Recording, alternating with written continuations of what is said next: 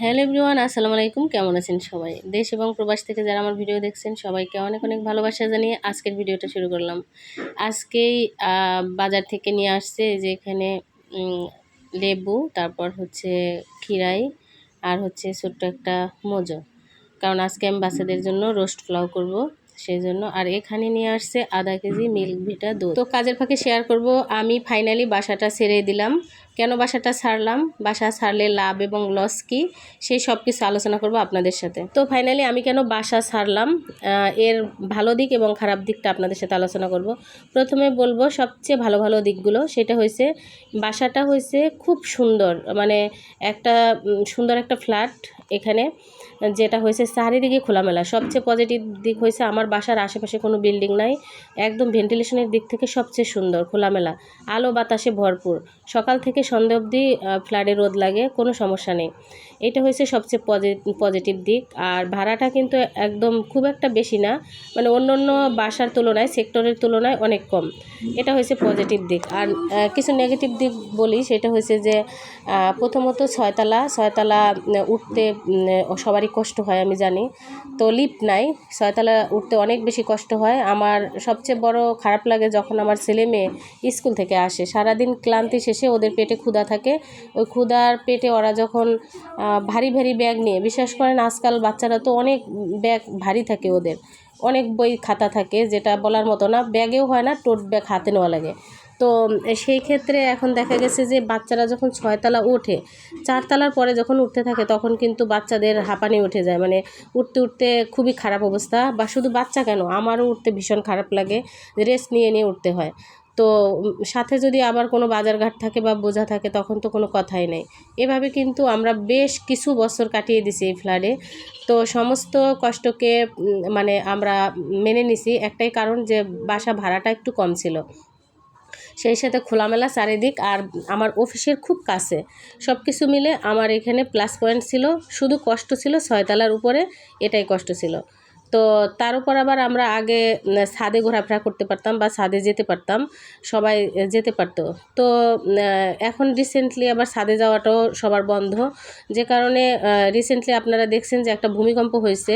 পাশাপাশি অনেক ধরনের অকারেন্স, দুর্ঘটনা, অসুবিধা, এই ধরনের যখন পরিস্থিতির মুখোমুখি আমরা হই, তখন সবচেয়ে বেশি খারাপ লাগে যে ছাদ বন্ধ, আবার 6তলা, এখান থেকে নামতে নামতে আমাদের কিন্তু নিচতলায় যেতে যেতে কিন্তু অনেক ধরনের মানে মানসিক একটা ডিপ্রেশন, যেটা যে হয়রানির শিকার হই আমরা। অনেক সময় দুশ্চিন্তায় থাকি যে কি হবে না হবে। সবচেয়ে বড় কথা, আমি যখন বাসায় থাকি না, বা আমার হাজব্যান্ড যখন বাসায় থাকে না, আমার বাচ্চারা যখন একারা বাসায় থাকে, তখন কিন্তু আমার সবচেয়ে বেশি খারাপ লাগে যে কোনো ধরনের কোনো দুর্ঘটনা হলে তখন বাচ্চাদের নামতে নামতে, কিংবা উপরে ছাদ বন্ধ, তখন পরিস্থিতিটা কি হতে পারে।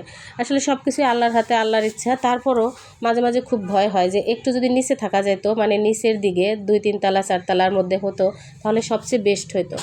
তো এখানে যখন নিচের দিকে ফাঁকা হয়, তখন এখানে ভাড়াটা অনেকটাই বেশি থাকে, যে কারণে আমাদের আর এখানে ভাড়াটা, যেহেতু আমি এখন বাজেট ভিডিও দেই, তখন আপনারা অনেকেই জানেন যে আমি একটু সাশ্রয় চিন্তা করি। কারণ আমার মেয়েটার এখন প্রতি মাসে অনেক বেশি খরচ, সাথে টিউশনি ফি, সব কিছু মিলে আমি চিন্তা করি যে যদি একটু সাশ্রয় করা যায় তাহলে বেস্ট হয়। সেই চিন্তা ভাবনা থেকেই কিন্তু আমরা এখন কি করলাম, আলাদাভাবে বাসা খোঁজার চিন্তা করছি। তো ফাইনালি আমরা সুন্দর একটা বাসাও পেয়ে গেছি। সেটা হয়েছে আমাদের মানে এই বাসা থেকে 5 মিনিটের দূরত্ব, 5 থেকে 7 মিনিটের দূরত্ব আমার ছেলের স্কুলের খুব কাছে। আমার ছেলে যেখানে স্কুলে যায় তার খুব কাছে হবে। পাশাপাশি ওই বাসাটা হয়েছে একদমই সুন্দর একটা প্লেস, 4তলার উপরে। এবং 4তলার উপরে এক পাশে খোলা ছাদ, আর এক পাশে হচ্ছে আমাদের ফ্ল্যাট। মানে এত সুন্দর, পাশাপাশি 2টা ফ্ল্যাট থাকবে, একটা আমাদের আর একটা অন্য একটা ফ্যামিলি আছে। তো তারা হাজব্যান্ড ওয়াইফ ছোটো বাচ্চা সহ থাকে, আমরা দেখে আসছি। আর পাশাপাশি পুরো ছাদটা খোলা থাকবে, মানে এইখানের যে সুযোগ সুবিধা তার চেয়ে 2 গুণ 3 গুণ বেশি হয়ে যাবে ওখানে, যে আমরা পুরো ছাদটাই ইউজ করতে পারবো। খোলামেলা পরিবেশ, বাচ্চারা যদি মন চায় ঘর থেকে বের হয়ে মানে সামনেই ছাদ উঠানের মতো। তো এই বিষয়টা আমার সবচেয়ে বেশি ভালো লাগছে, যে কারণে আমাদের মানে আলো বাতাস বাতাস ভেন্টিলেশনের ক্ষেত্রে এটা সবচেয়ে প্লাস পয়েন্ট। দ্বিতীয়ত হয়েছে ওটা এটার চেয়েও দুই ফ্লোর কম। আরেকটা কথা হয়েছে ভাড়াটা হয়েছে এই বাসা থেকেও অনেক কম, যেটা আমার এই বাসায় যেটা খরচ হয় তার থেকে 6,000 টাকা আমার মাসে বেঁচে যাবে। তো এই ছিল আমার মানে বাসা ছাড়ার উদ্দেশ্য, যে কেন আমরা বাসা ছাড়তেছি। তো সব কিছু মিলেই আলহামদুলিল্লাহ এখানেও বেশ ভালো ছিলাম, সবাই খুব ভালো ছিল, হেল্পফুল ছিল। তো এখন যেখানে যাচ্ছি সেখানেও যেন ভালোভাবে থাকতে পারি এবং বাচ্চাদেরকে নিয়ে ওখানে সুন্দর করে কাটাতে পারি, সবাই দোয়া করবেন। আর আমার মাথায় আসলো যে আমি বাজেট ভিডিও দেই, যেখানে এত টাকার ব্যাপার চিন্তা করি, তাহলে বাসা ভাড়াটা যদি 5-6 হাজার টাকা একটা ফ্যামিলি থেকে চলে আসে, সেটা আমার মনে হয় বিশাল বড় একটা কথা। মানে এটা যারা চিন্তা করবেন অবশ্যই বুঝতে পারবেন যে আমি কি বুঝাইতে চাইছি। অনেক আপুমনি ভাইয়েরা, একটা ভাইয়া আমাকে প্রশ্ন করছে যে আপু আপনার ভিডিও কথা শুনে, আপনার ভিডিওর প্ল্যান শুনে আমি সাথে সাথে বাসা চেঞ্জ করে ফেলছি, অনেক সাশ্রয়ে বাসা নিছি। এই যে দেখুন, আপনাদেরকে আমি যে পরামর্শ দিই যে অল্প টাকা আয় থাকলে সংসার চালানোর জন্য অনেক সময় বলে যে বাসা ভাড়াটা কমিয়ে নেবেন, বাসা ভাড়াটা কমালে আপনারা দেখবেন ভালো থাকবেন। তো সেইখানে আমি চিন্তা করলাম যে আমিও তো ভুল করতেছি, আসলে আমার এখান থেকেও যদি আরেকটু মানে নড়ে চড়ে যদি একটু কম ভাড়ায় থাকা যায় তাহলে তো দোষের কিছু নেই। আমার মেয়ের একটা প্রাইভেট খরচ চলে আসে, তো এটা কম কোথায়, তাই না? আমরা প্রতি বছর বেতন বাড়ানোর জন্য মানে আমাদের ইনক্রিমেন্ট হয় সামান্য টাকা, কারো 1,000, কারো 1,500, কারো 2,000 টাকা ইনক্রিমেন্ট হয় বছরে। তো সেখানে যদি প্রতি মাসে 5-6 হাজার টাকা সেভ করা যায়, সেটা আপনার মানে কম কোথায়, বিশাল বড় আমাদের জন্য একটা বিশাল বড় কথা। সেই চিন্তা করেই কিন্তু আমি মাইনাস প্লাস হিসাব করে তবে আমি কিন্তু বাসাটা ছাড়ছি।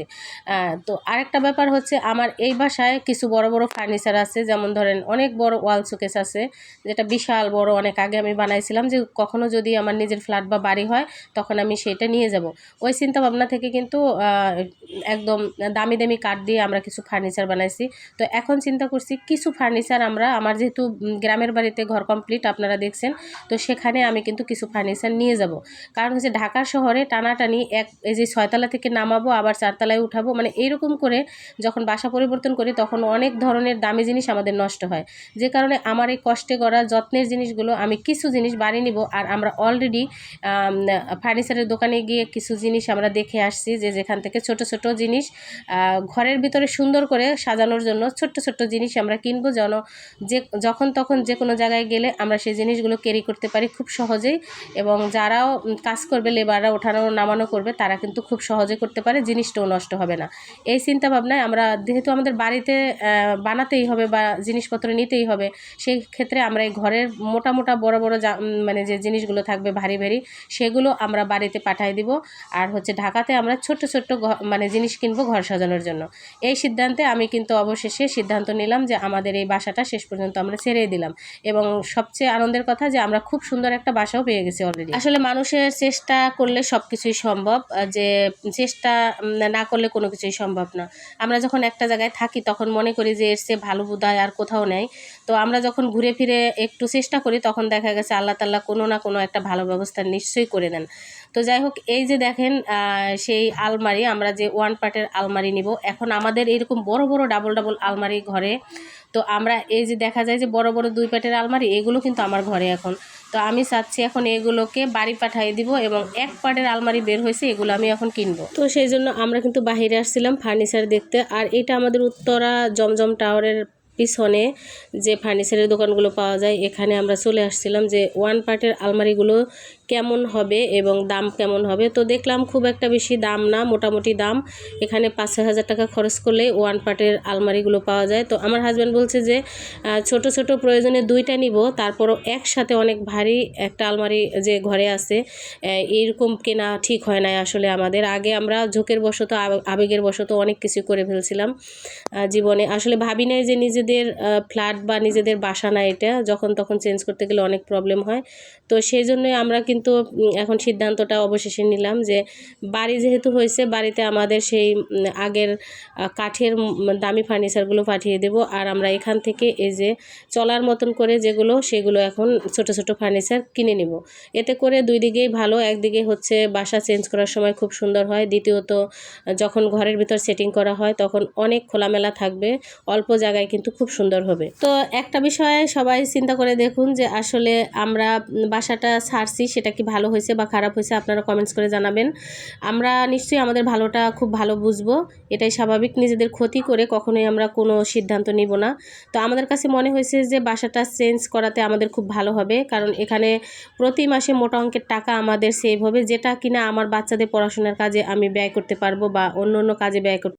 একটা কথা বিশ্বাস করেন আপুমনিরা, আমি যখন বাজেট ভিডিও দেই এবং আপনাদের কমেন্টসগুলো দেখি, আপনাদের বাজেট দেখি, তখন বিশ্বাস করুন নিজেকে আরও সংযত করে ফেলছি যে আমি যেভাবে চলাফেরা করতাম করি, তো এটা থেকে আমাকে আরও সুন্দর করে চলা উচিত, অসময়ে তাহলে কাজে লাগবে। সেই চিন্তাভাবনা থেকে কিন্তু এই সিদ্ধান্তগুলো নেওয়া।